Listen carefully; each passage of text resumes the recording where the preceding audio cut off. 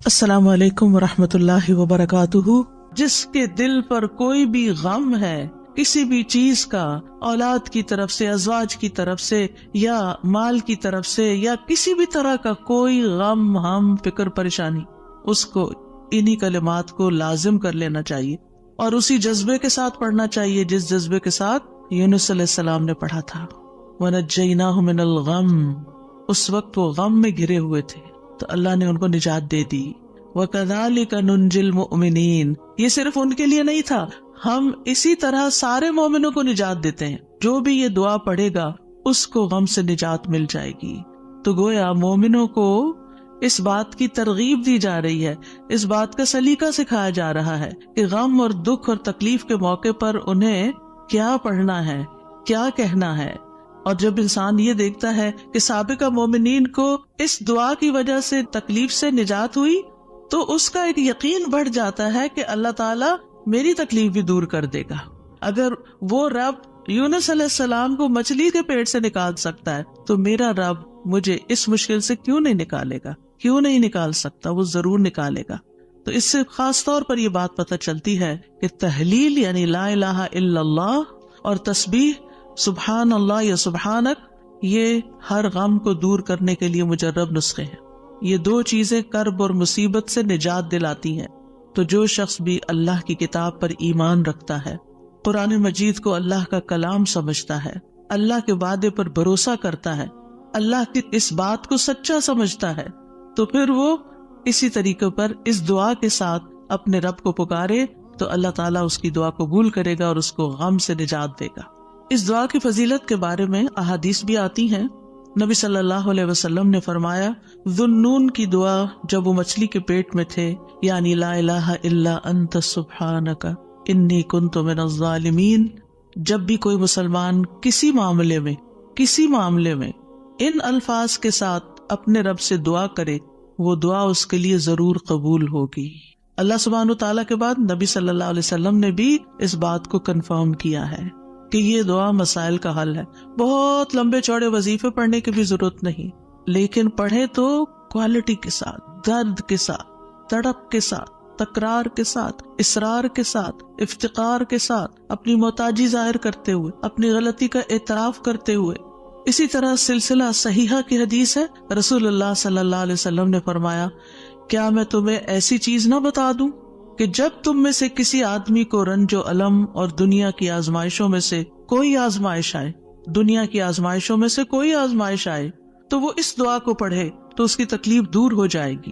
تو آپ سے کہا گیا کیوں نہیں؟ آپ نے فرمایا وہ مچھلی والے کی دعا ہے، لا الہ الا انت سبحانک انی کنت من الظالمین، کہ جس کو بھی آزمائش آئے وہ یہ دعا پڑھ لے تو اس کی دعا قبول ہو جائے گی، آزمائش ختم ہو جائے گی۔ ایک روایت میں آتا ہے، سعد کہتے ہیں، ایک مرتبہ مسجد نبوی میں میرا گزر عثمان بن عفان رضی اللہ عنہ کے پاس سے ہوا۔ میں نے انہیں سلام کیا، انہوں نے نگاہیں بھر کے مجھے دیکھا لیکن جواب نہیں دیا۔ میں عمر بن خطاب رضی اللہ عنہ کے پاس آیا، ان سے 2 دفعہ سوال کیا کہ کیا اسلام میں کوئی نئی چیز پیدا ہو گئی ہے؟ انہوں نے کہا نہیں، کیوں، کیا ہوا؟ میں نے کہا میں ابھی مسجد میں عثمان رضی اللہ عنہ کے پاس سے گزرا تھا، میں نے انہیں سلام کیا، انہوں نے نگاہیں بھر کے مجھے دیکھا لیکن جواب نہیں دیا۔ عمر رضی اللہ عنہ نے پیغام بھیج کر حضرت عثمان کو بلا لیا اور فرمایا کہ اپنے بھائی کے سلام کا جواب دینے میں آپ کو کیا رکاوٹ پیش آئی، کس چیز نے آپ کو روکا؟ عثمان رضی اللہ عنہ نے کہا کہ میں نے تو ایسا نہیں کیا۔ سعد کہتے ہیں میں نے کہا بالکل ایسا ہی کیا ہے۔ کہتے ہیں حتیٰ کہ عثمان رضی اللہ عنہ نے قسم کھا لی تو میں نے بھی قسم کھا لی۔ پھر عثمان رضی اللہ عنہ کو کچھ یاد آ گیا تو انہوں نے کہا بلا واستغفر اللہ واتوب الیہ، ہاں ایسا ہوا ہے، میں اللہ سے معافی مانگتا اور توبہ کرتا ہوں۔ آپ ابھی میرے پاس سے گزرے تھے، دراصل میں اس وقت ایک بات سوچ رہا تھا جو میں نے رسول اللہ صلی اللہ علیہ وسلم سے سنی تھی، اور اللہ کی قسم جب بھی مجھے وہ بات یاد آ جاتی ہے میری آنکھیں پتھرا جاتی ہیں اور میرے دل پہ پردہ آ جاتا ہے، یعنی مجھے اپنی ہوش نہیں رہتی۔ کہتے ہیں سعد نے کہا میں آپ کو اس کے بارے میں بتاتا ہوں۔ رسول اللہ صلی اللہ علیہ وسلم نے ایک مرتبہ کسی گفتگو کی ابتدا میں ایک دعا کا ذکر کیا تھا۔ تھوڑی دیر کے بعد ایک دیہاتی آیا، اس نے آپ کو مشغول کر لیا، یہاں تک کہ جب رسول اللہ صلی اللہ علیہ وسلم کھڑے ہوئے تو میں بھی آپ کے پیچھے پیچھے چلا گیا۔ جب مجھے اندیشہ ہوا کہ جب تک میں آپ کے قریب پہنچوں گا آپ اپنے گھر پہنچ چکے ہوں گے تو میں نے اپنا پاؤں زمین پر مارا تو رسول اللہ صلی اللہ علیہ وسلم نے میری طرف توجہ کی. پوچھا یہ کون ہے؟ ابو اسحاق ہے. کہتے ہیں میں نے عرض کیا جی یا رسول اللہ صلی اللہ علیہ وسلم. آپ نے فرمایا کیا بات ہے؟ کہتے ہیں میں نے عرض کیا کہ آپ نے ہمارے سامنے ابتدا میں ایک دعا کا تذکرہ کیا تھا اور پھر ایک دیہاتی نے آپ کو مشغول کر لیا اور آپ نے وہ بتائی نہیں دعا. آپ نے فرمایا ہاں وہ یونس علیہ السلام کی دعا ہے جو انہوں نے مچھلی کے پیٹ میں مانگی تھی، یعنی لا الہ الا انت سبحانک انی کنت من الظالمین. کوئی بھی مسلمان جب بھی کسی معاملے میں ان الفاظ کے ساتھ دعا کرے گا تو دعا ضرور قبول ہوگی. اب آپ دیکھیے کہ یہ صحابہ ہیں، یعنی کہنے کو تو یہ حدیث کا آخری حصہ میں سنا کے آگے چلتی، لیکن مجھے یہ بات اس لحاظ سے اچھی لگتی ہے کہ اس میں ہمارے سیکھنے کی کچھ اور باتیں بھی ہیں. وہ یہ کہ اتنے جلیل القدر صحابی جو رسول اللہ صلی اللہ علیہ وسلم کے انتہائی قریب تھے، یعنی ان سے پائس امت میں کون ہو سکتا ہے؟ حضرت عمر ہو، حضرت عثمان ہو، حضرت علی ہو، حضرت ابوبکر رضی اللہ عنہ ہو، لیکن انسان تھے اور ان پر بھی ایسی غیر معمولی کیفیات آتی تھی کہ وہ اپنی سوچوں میں یا اپنے حالت میں ایسے مشغول ہوتے تھے کہ ان کو سامنے کی چیز نظر نہیں آتی تھی. بعض اوقات ایسا کوئی غم ہوتا ہے، کوئی بات ہوتی ہے، ہو سکتا ہے نبی صلی اللہ علیہ وسلم نے آپ کی آخری وقت کے بارے میں فتنوں کی کوئی پیشن گوئی کی ہو، کیونکہ یہاں بات کا نہیں پتہ چلتا کہ کون سی بات ان کو ہر چیز بلا دیتی تھی. دوسری بات یہ کہ بعض اوقات انسان کا حافظہ ایسے ساتھ چھوڑ جاتا ہے کہ وہ کہتا ہے کہ یہ کام ہوا ہی نہیں. نہ صرف یہ کہ وہ کہتا ہے نہیں، بلکہ اس کے بعد قسم بھی کھا لیتا ہے. اور دونوں صحابہ نے قسم کھا لی، بعد میں احساس ہوتا ہے اوہ ہاں اب یاد آیا. ہو سکتا ہے آپ کے ساتھ کبھی ایسا کوئی مرحلہ ہوا اور اس کے بعد کس قدر شرمندگی ہوئی. پچھلے دنوں میرے ساتھ یہی ایک معاملہ ہوا. کسی نے مجھے کچھ امانت دی کسی کو دینے کے لیے اور میں جلدی میں تھی، وہ جلدی سے رکھ کے ڈرار میں بھول گئی. اس کے بعد جس کی امانت تھی اس نے مجھ سے پوچھا تو میں نے کہا کہ بالکل نہیں، مجھے تو کچھ پتا نہیں، کچھ پتا نہیں. 2-3 دفعہ انہوں نے پوچھا، انہوں نے ہر دفعہ کہا مجھے کچھ پتا نہیں، ایسا کچھ بھی نہیں. لا حول ولا قوت الا باللہ. پھر جب اس شخص سے پوچھا گیا تو پھر دور جا کے مجھے یاد ہے ہاں وہ میں نکل رہی تھی اور جلدی میں ایسے ہوا تھا. اور میں سوچوں کہ یا اللہ ایسی پھر تکلیف ہوتی ہے نا اندر کہ اتنی دفعہ میں نے غلط بیانی کی. حافظے کی کمزوری ہے اس انسیڈنٹ کو بالکل بھول جانے کی وجہ سے. خاص طور پر اگر میں کلاس کے لیے نکل رہی ہوں اور مجھے کوئی کچھ بات کہے تو مجھے سمجھ نہیں آتی یہ کیا کہہ رہا ہے. یعنی آپ کی زندگی میں بھی کوئی ایسے اوقات ہوتے ہیں نا جب آپ کسی ضروری کام یا ضروری سوچ میں تو بچے آ کے کچھ کہتے ہیں وہ فلاں آیا ہے، فلاں کا فون ہے، اور آپ ایسے سنی انسنی کر دیتے ہیں جیسے آپ کو علم ہی نہ ہو. ہم سب انسان ہیں، ہم کمزور ہیں، ہم سے ایسی غلطیاں ہوتی ہیں، ہمیں ایسی غلطیوں کا احساس ہوتے ہی معافی مانگ لینی چاہیے.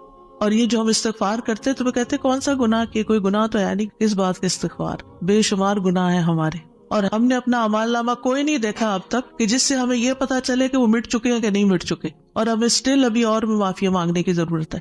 تو جب تک ہماری جان میں جان ہے ہم سے کچھ نہ کچھ غلطیاں، کمیاں، کوتاہیاں ہوتی رہیں گی، جانے انجانے. خلق الانسان ضعیفا، ہم کمزور پیدا کیے گئے، چاہے ہم نیکی کے، علم کے، اخلاق کے کسی بھی مرتبے پر ہوں، ہم کمزور ہیں، ہم میں کوئی بڑائی نہیں ہے اور ہم سب غلطیاں کرتے ہیں.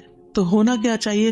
جو ہی یاد آئے غلطی تو غلطی کا اعتراف کر لینا چاہیے، معافی مانگ لینی چاہیے. بندوں سے بھی مانگ لینی چاہیے، اللہ سے بھی معافی مانگ لینی چاہیے، اور پھر اللہ تعالیٰ کی طرف رجوع کرنا چاہیے.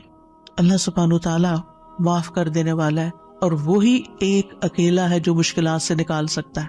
یہ پکا یقین ہونا چاہیے، اور جتنا زیادہ یہ یقین ہوگا نا اتنا ہی زیادہ ہم اللہ کی طرف رجوع کریں گے، اتنا ہی زیادہ محبت کے ساتھ پر اللہ ہی کو پکاریں گے کہ دروازہ یہی ہے جس کو کٹکھٹانا ہے، ہمیں ادھر سے ہی مسئلہ حل ہونا ہے اور کوئی رستہ نہیں ہے.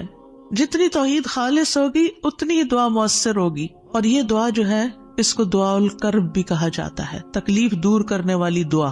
ہمارے ہاں اس کو آیت کریمہ کہا جاتا ہے، ورنہ ہر آیت کریمہ ہے. کریمہ کا مطلب معزز، اور اس کی کوئی گنتی مقرر نہیں ہے، لیکن اگر آپ تکرار سے پڑھیں، 100 دفعہ پڑھ لیں، 20 دفعہ پڑھ لیں، 50 دفعہ پڑھ لیں، ضرور پڑھ لیں، وہ منع بھی نہیں ہے. لیکن ایک مخصوص تعداد میں پڑھنے سے ہی مشکل کا حل ہونا، یہ یقین رکھنا یہ غلط ہے، ایسا نہیں ہونا چاہیے.